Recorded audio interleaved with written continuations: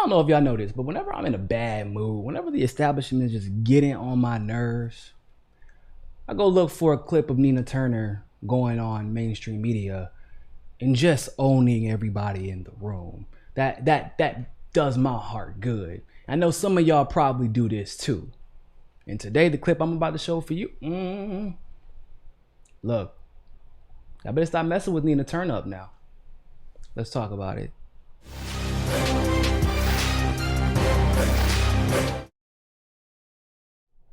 What is going on, everybody? Thank you all so much for tuning into this live stream segment of Mika Says Sukasa. And of course, as always, I am your humble host, Niko House. The clip I have to show for you today is Nina Turner calling out Mike Bloomberg as an oligarch, because I feel like at this point it should be pretty obvious to everybody who has paid attention to anything over his whole career. Just look at the last, week. It should be obvious. But clearly, to the anti-capitalist Jason Johnson, who says he's anti-capitalist and is always talking about challenging the structures, if you were to argue against the systemic structures of the system, then I would always support that guy. You know, Jason Johnson, Mr. Holier Than Thou, and who claims to have this disdain for capitalism, but then the only one he attacks is Bernie Sanders. Yeah, that Jason Johnson. He has some words for Nina. We're going to talk about it. So that's to be the battle, money versus ideology. Or get the Democratic Party to change its rules for you because you are buying off the party as well. What would the rule be? Under the Constitution, to get them on the stage. That's from Ohio is still listening in Des Moines because she wanted a moment to respond. Nina? Senator. Thank you so very much. You know, it's just ironic to me that somebody would defend the wealthiest people in this country over the working people of this country. We need real campaign finance reform to the extent that a Mayor Bloomberg can totally finance his campaign. He doesn't have to go out to the people. He doesn't have to build a movement. He doesn't have to talk to people. He can buy his way. It is the same attitude that the elites, maybe Jason likes the word elite over oligarch, but it's the same attitude that the elites had in 1930 against FDR. All of them lined up against him, and he said, I welcome your hatred, because he was standing up for the people. And that is the same message that Senator Bernie Sanders has to the everyday people of this nation, that I welcome the hatred of the elites because I am standing up for you. So cry me a river for the wealthy people in this country. Nina, you work for a candidate who's part of the 1%. I have no problem with criticizing the system. What? Okay, what? You work for a candidate who is part of the 1%, who just got his first million, by the way, by selling books about his grassroots campaign. But I don't understand. You're talking about an oligarchy and your issue with Nina rightfully labeling Mike Bloomberg an oligarch. What does that have to do with Bernie Sanders specifically, who is literally trying to empower the people? That's the whole thing about a grassroots campaign. Got to have a lot of grass with a lot of roots. Can't come from the top and pretend to be part of the grass. That's how it works. Grass got to go from the roots. That's not Bloomberg. Which is really weird, because you just randomly bring that up. We're going to talk about that. But let me let Nina school him real quick. The system that allows Mike Bloomberg to make all the money that he makes, the system that allows him to buy what he wants to buy, the system that allows him to buy himself into the administration and buy himself into the debates is a problem. But to call him an oligarch, I think, is a misnomer in this environment. And again, you're working for somebody who's part of the 1%. Do you call him an oligarch? No, you don't. You say he's a rich guy. Because just because somebody has a tremendous amount of money doesn't mean that they're not necessarily representing the people. And if you want to use the term elite, you can use whatever kind of term that you want to use. But at the end of the day, the enemy of this country, the enemy of the poor, is not just everybody who happens to be rich. It is a capitalistic system that abuses people. Really? You know what? I hate people. I don't hate. Okay, it's a Nina video. I know I gotta be soft on people, Auntie. I know. I'll just say I strongly dislike people who are fake smart. Because what he did initially, right? Nina's criticism was that Michael Bloomberg is an oligarch, which is somebody, usually a businessman who represents business interests in a country like the United States that has already been described and found to be by Ivy League researchers an oligarchy. Like we are an oligarchy because of how much money controls the country and then how little people have that amount of money to be able to control the country. Nina says Mike Bloomberg is an oligarch because he is literally buying his way into a presidential election in a way that literally no one else could. He would be one of those few people that could do that. So what Jason Johnson does is then gaslights. Jason, I know you fake smart, so you got your little piece of paper, so you know what gaslighting is. You're like, oh, but you work for a candidate who was a millionaire. Huh? What the fuck? What does that have to do with anything? It's gaslighting. So then, instead of addressing substantively what Nina Turner said, he's not a candidate for the people. What he said was, we can't say because he has money that he is not necessarily a candidate of the people. But that's not what Nina said. Nina didn't say because he has money, he is not a candidate of the people. Nina was very specific. You used your money to buy off an election without having to talk to people. What are you talking about? How are you representing the interests of people you've never talked to, that you're not even engaging with or interacting with? You're not. You spent $200 million to be in the polls. You spent $300,000 to get into a debate where other people had to campaign and grind and raise money for. He's an oligarch. And Jason Johnson, the true enemy of the people is this capitalistic system that, but shut up. You don't care about that. That is your go-to, and you always come at the conclusion of his pontifications about capitalism and how he's such an anti-capitalist. We have to fix the system. You always say some dumb shit at the end. And that's why Elizabeth Warren, I believe she is substantively challenging this. Yeah, the one who made sure she let the world know she's an avowed capitalist. Just shut up. Stop. Bro, I tell you, bro, I have a strong dislike for fake smart people that pretend like they're intellectuals. Especially when they're black. I know I shouldn't be, but I'm a black man who actually delves in philosophy every now and then, believe it or not. Who actually cares about legitimately dismantling the system.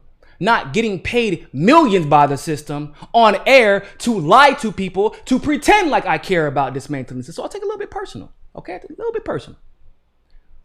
Let's continue. If you want to speak about that, that's fine. But if you want to name call people, that's not going to help Bernie if he becomes a nominee, and he's going to need Mike Bloomberg's money. I'm not name calling anywhere. If he's going to need Mike. Did you just hear him? He's going to need. You think Bernie Sanders, who just raised $25 million in January, going to need Mike Bloomberg's money? Okay. Bloomberg's money down the road. It's ironic that you're defending somebody that is buying his way through the democracy. Yes, you are. I know this you are works on defending Twitter him because that's how you guys operate. But when it comes to actual campaign politics, it makes sense to actually describe people for the positions that they have. Is this about a word?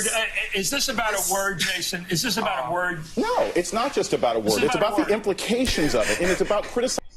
Is this about a word? Is this about a word? No. Yes, it is. It's about a word. By the way, Chris, prior to this part of the segment, actually said, and Nina, honestly, I think you're the best surrogate ever. It was so funny. He's like, you're a really good surrogate. In my opinion, you're the best surrogate ever. Is this about a word? Yes, it is. It's about a word. It's about a word. Yeah.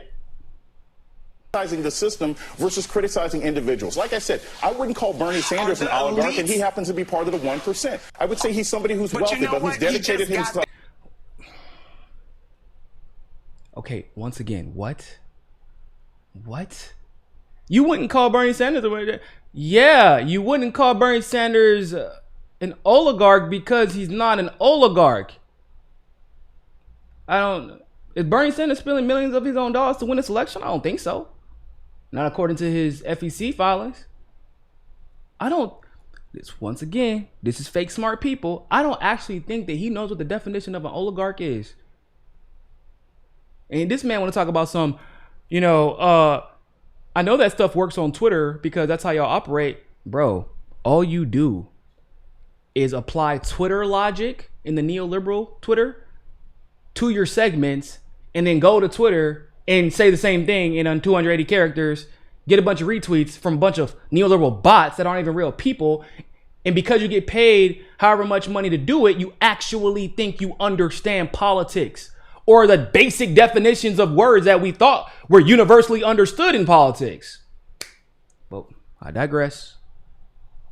And he got there from selling his books. He just got there at the age of 78 years old. Okay, let me end this. I just want to bring, because I do like this debate because it's a debate, and I like debates. Number two, do you want to change your words from? No, I'm not changing. He doesn't tell me what to say and how to change my words. My words stand. Well, Brian, it's back to you. I think that's the decisive conclusion of this back and forth. Your thoughts? Can I say something about Jason Dodge? Jason Dodge is a frequent guest on my show. I think this is a really important debate, and I'm really glad you didn't let it get boiled down to the use of a word. It is not a...